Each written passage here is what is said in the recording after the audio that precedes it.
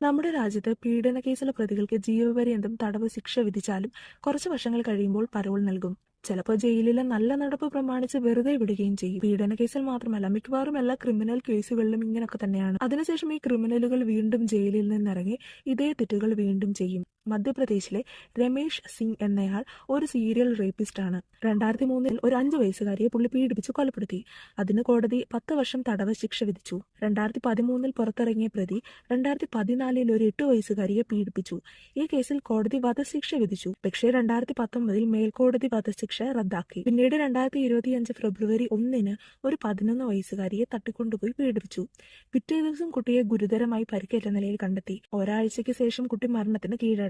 ഒരുപക്ഷെ ഇയാൾ വേറെയും കുട്ടികളെ ഉപദ്രവിച്ചിട്ടുണ്ടായിരിക്കാം. ഈ രാജ്യത്തെ ജനങ്ങളെ സംരക്ഷിക്കേണ്ടത് ഇവിടുത്തെ നിയമ സംവിധാനമാണ്. ഇതേ നിയമ സംവിധാനമാണ് ഇങ്ങനെയുള്ള ക്രിമിനലുകളെ സമൂഹത്തിലേക്ക് ഇറക്കിവിട്ട് ജനങ്ങളുടെ ജീവൻ അപകടത്തിലാക്കുന്നത്.